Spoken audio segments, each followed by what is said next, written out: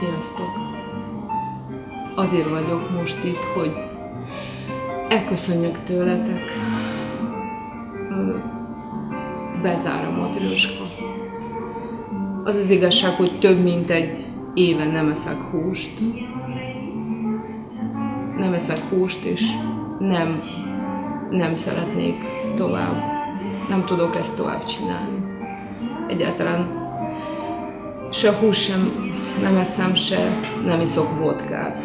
És próbálkoztam egy ideig, de nekem ez nem megy.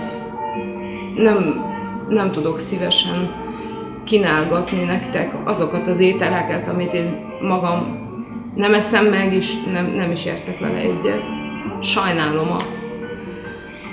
Sajnálom az állatokat, és vodkával se szeretnélek titeket itatni, mert nem akarok nektek rosszat. És képtelen vagyok tovább ezt csinálni. Őszintén nagyon szerettem a matrjóskát, és nagyon sok jó pillanatot töltöttünk itt együtt. Nagyon szeretlek titeket. Hálás vagyok mindenkinek azt a sok jó pillanatot, amit kaptam tőletek.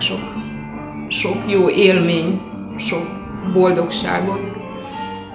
Köszönetet mondok a kollégáimnak is, meg minden kedves vendégemnek mindenért, ami eddig történt, és azért vagyok itt, hogy elmondjam, hogy úgy döntöttem, hogy nem hozom tovább az időt, és jövő hét szombaton zárunk be, tehát június 3-áig. Szeretettel várunk mindenkit, aki még szeretne utoljára enni. A húsos matrjóska bezár. Köszönöm nektek mindent, és